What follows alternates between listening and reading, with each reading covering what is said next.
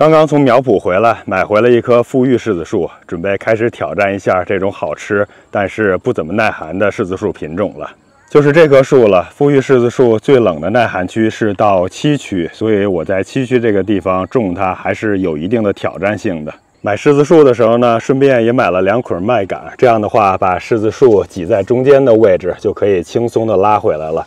而且这种麦秆呢，刚好在种好树之后，可以给它覆盖在上边，保湿保水，也可以防止杂草的生长。看一下树的标签，是可以自授粉的，最冷就到7区。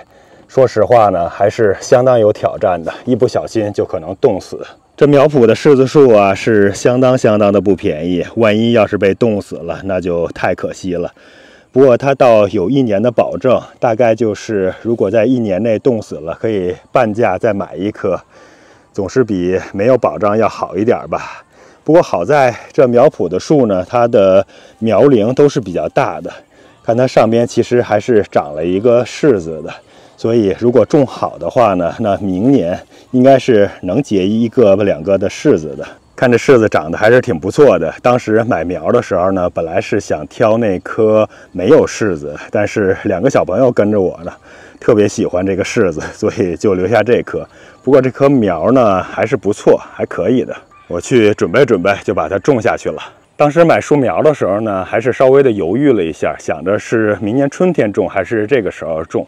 后来想想到春天呢，那又过去好几个月，干脆就现在开始吧，早点种下去，早点踏实。我之所以选择早点种下去，是因为柿子树啊，它长得实在是太慢了。像我这棵树现在看大小还可以了，但是已经是长了2年了，就是类似刚才那样大小的苗，在我的院子里长2年才长这么大。今年本来想着是能结几个柿子的，结果最后没保住，全都掉了。可能还是水肥做的不是特别好，明年吧，明年应该是会好很多的。这棵树呢是 Gira， 它是一个相对来说耐寒一点的品种，它是能到6区的，比刚才富裕柿子树要好一点。我第1年种的时候没给它保护，没被冻死。然后第2年，也就是去年的冬天，我在下边呢给它裹了铁丝网，里边填充了树叶，稍微的保护了一下。看看现在整体的树势长得还是不错的。我新买的富裕柿子树就打算种在现在这个位置上了。现在这个位置看起来，这好像是有一棵树，其实这已经是野柿子树了。当初这儿种的是一棵裸根的很小苗的 Nikita's Gift， 也是一个号称是比较耐寒的柿子树品种吧。不过可能是因为树苗实在是太小了，我种下去之后是去年的春天种的。种下去之后呢，冬天没事儿，春天的时候呢，早春可能是比较暖和，发了芽，然后后来又倒春寒，结果给冻死掉了。原因可能还是它这个小苗啊太小了。看看它这个杆子，这是冻死的部分，只有这么细，下边也就是大概小拇指的速度吧，应该还是太小了。所以我也不想在网上再买了。网上买虽然会便宜一些，但是这苗啊有点太小，养起来费劲儿，也容易冻死。然后我的院子里边呢，还有一棵柿子树，就是这一棵。这棵看起来挺大的，其实它是一棵美国本土的柿子树，也就是通常所说的野柿子树吧。这种柿子树呢，如果结柿子也结得特别小，不过据说口味挺甜的。但我这棵呢，到现在它还没有结果。这种野柿子树或者这种本土柿子树结果呢，还是挺难的，据说是要挺长时间的。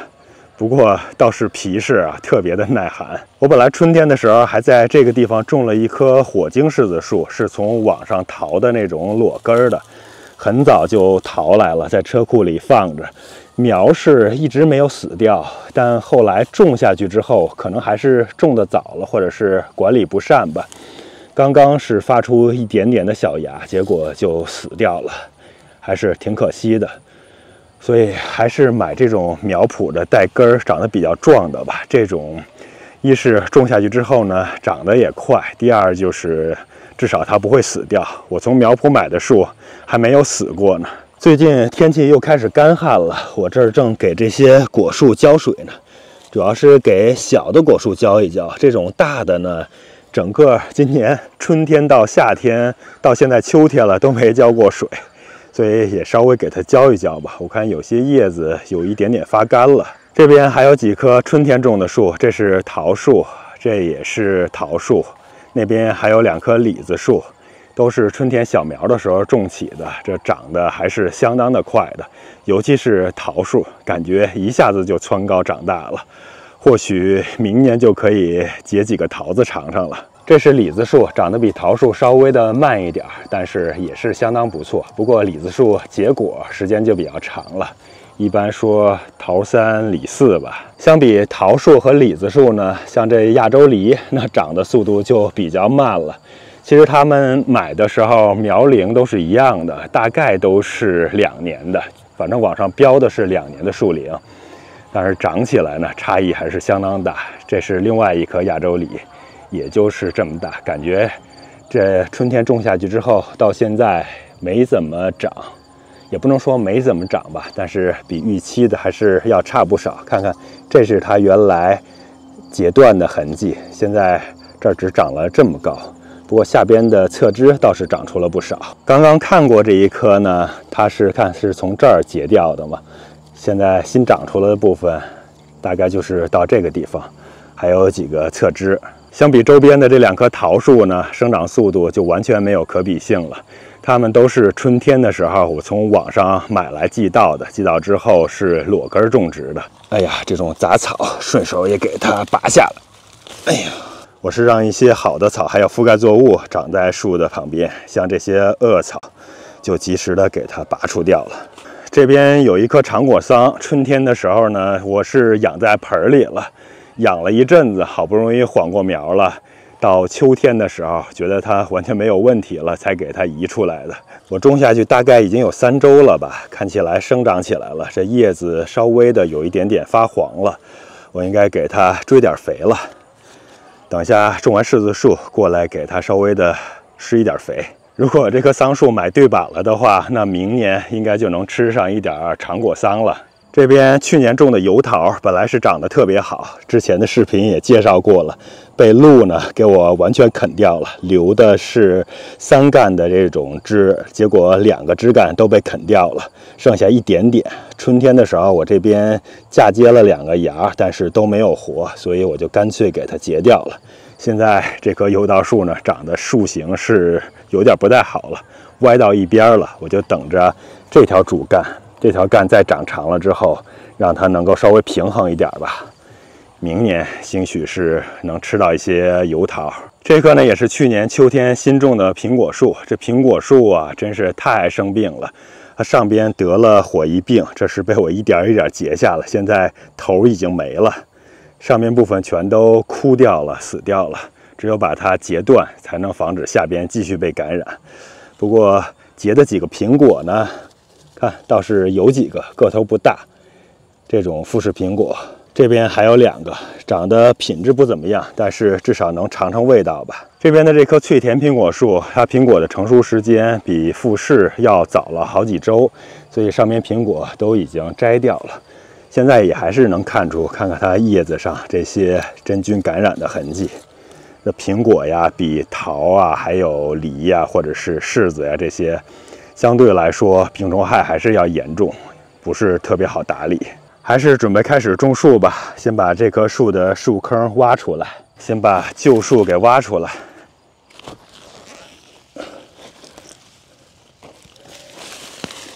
还可以，大概是挖了2铁锹，看着根基本上还是比较小的，就是这么一棵扔掉了。因为这地方以前是种过树，也挖过树坑了，所以就不需要再重新的挖一个坑了，把周围的这些土给它稍微的翻一翻，松一松就行了。行了，再把这土稍微的给它平整一下吧。这以前挖过树坑、种过树的地方，挖起来还是容易多了。稍微的给它铲一铲，再平整平整，这一个可以种树的地方就整理出来了。来一车堆肥土，柿子树端过去。这富裕柿子树呢，在北美这边种植好像还是挺火的。我估计一个关键的因素可能就是它的名字吧，毕竟叫富裕嘛。我把土里边呢再稍微的混上一些堆肥土，还是我常用的这种草叶的堆肥。行了，就这些吧。给它挖出一个坑来，这坑好像是挖的有点歪，再往这边走一走。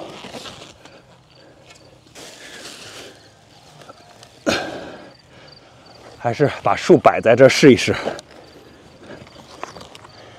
这棵树在盆里边的时候长得就有点歪，一会儿得这样斜着种。好，这位置我觉得差不多挺好的，准备把树苗拿出来。哎呀，这种苗圃的树呢，它的好处是这根已经是长出来了，容易成活。但是跟裸根的树苗比起来，它不好的地方就是种植的时候还相对来说有一点点麻烦，得把这树根给它拍开。像我以前种的时候呢，如果时间充裕，我会把这下边的这些毛根还有上面的土都给它打掉。但是如果是比较着急，没那么多功夫，就稍微的拍一拍，让它下边盘着根舒展开，还有这种毛根能让它向外生长就可以了。这棵树呢，树根长得还可以，没有那么多盘根错节、错综复杂的根在里边。这应该是刚到苗圃没多久，新根才刚刚有一点点，这种嫩嫩的根才刚刚有一点点要长出来，这样更好一点，种起来容易。感觉再稍微的挖深一点更好点。就这样给它填上土。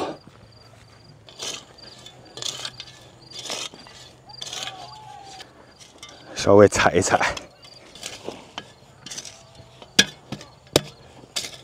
这树苗好像还是有点歪。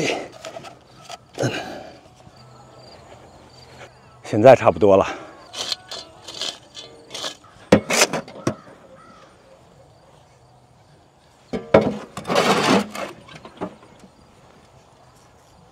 造一个小坑出来，就可以开始浇水了。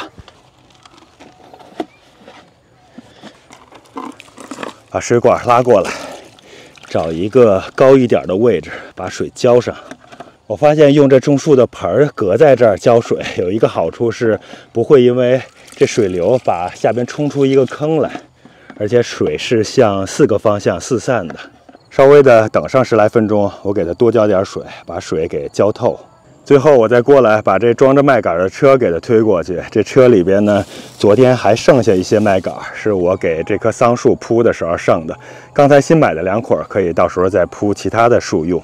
这麦秆的好处呢，是它可以特别有效的防止杂草的生长，而且能保持这树周围的水土，也能保持一注肥力。我现在是觉得麦秆比碎木要好一些。铺碎木呢，就像菜园里边铺碎木那种感觉一样，时间一长，大概也就是半年或者是1年吧，然后上面就会长出好多好多的草，而且这些草长得特别茂盛。我发现铺麦秆的这些呢，它半年1年肯定不会长出草来的，尤其是我们这厚度，只要是稍微的给它铺的厚一点，就绝对没问题。第2年一般都没事儿，长出来也就是零零散散，很容易就去除掉了。我这桑树周围都是用这西红柿笼子保护起来的，因为桑树实在是太招鹿了。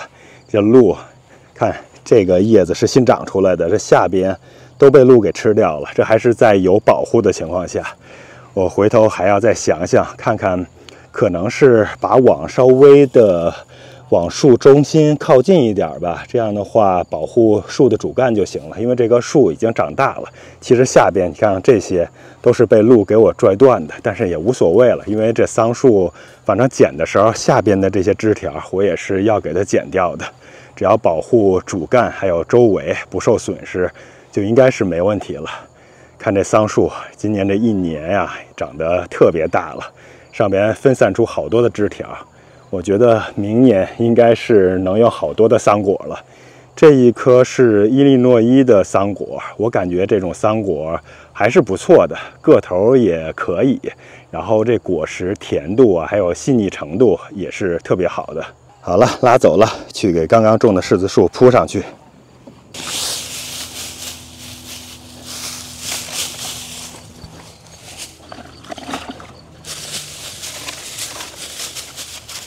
我这次稍微给它铺厚点，周围这些露出的土壤也给它铺一下，这样的话就不会长杂草了。这麦秆呢，虽然有好多的好处，但是跟碎木比还是有一个明显的缺点的，就是碎木它是免费的，麦秆是需要自己购买的。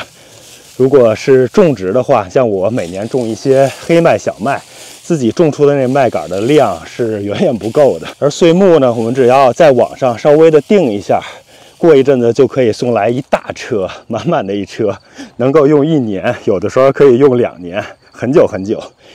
所以其实可以是麦秆和碎木综合来使用，应该是性价比还有效果会更好一些。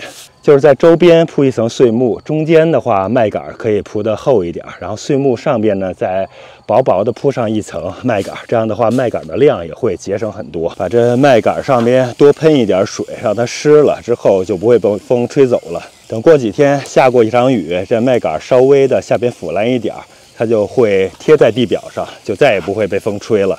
这棵树呢，它的干还是比较细的，上面的叶子却不少。这种下去之后，如果刮场大风，肯定就刮倒了。所以我还是拿一根这种支撑的立柱，给它稍微的固定一下。这块插到土里面去。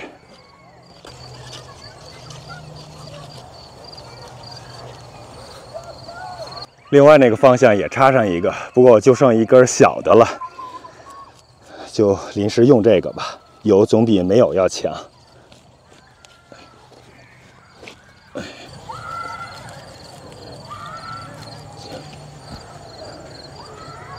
这水也浇得差不多了，可以撤掉了。这棵树就算是种完了。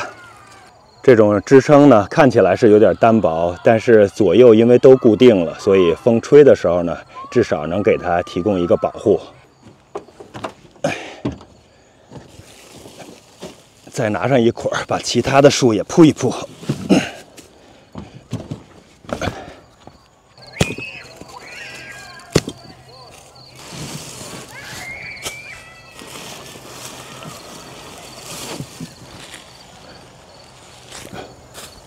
像现在的这棵桑树呢，我先把麦秆给它堆在旁边，因为下边长了不少的草，还得稍微的除一下草。除过之后呢，刚才说这叶子已经有点发黄了，我还要再施点肥，之后就可以把麦秆给它铺上了。铺完后边，这下边的草就不会再长出来了。这小桑树呢，也是下边用这样的一个铁笼子给保护了一下，因为如果万一鹿要是进来的话，它对桑树还是特别喜欢的。会给迅速的就吃光。我这菜园里边呢，虽然是有篱笆的，而且篱笆上面还拉了一个比较高的铁丝，另外一侧没有篱笆的地方，后来也加了比较高的铁丝网了，所以理论上来说，这片果树园呢，鹿应该是进不来了。但是我发现呢，还是有一些破绽，或者是在某些极端情况下，还是有一些鹿会有可能进来，只是几率很小而已。所以像这种小树啊，我还是得给它在周围用铁丝网或者是那种塑料的防鹿网给它再稍微的保护一下，以防万一嘛。因为大树如果像这种柿子树长大了呢，鹿对它就没什么破坏力了，但是小的时候只要破坏一次，那就是致命的。这一个柿子呢，我还让它继续长长吧，虽然说这个时候给它摘掉是最合适的，但是马上就要熟了，等它长起来尝尝味道，因为毕竟是麦麦豆豆需要保留下来的，就给它们留下来吧。我再过来摘一摘无花果，现在无花果已经进入到需要每天都过来摘的时候了，现在的量还可以，看看长得也不错，每天都可以找那些特别熟的、熟透的，给它摘回去。看这都裂开了。这另外一棵上面呢，也开始有些成熟了。这无花果呢，应该还能有1个多月的时间，再往后就霜冻了，那就没了，就会被冻死掉了。这一棵上次把头给去掉之后，这果子呢也开始发力膨胀了。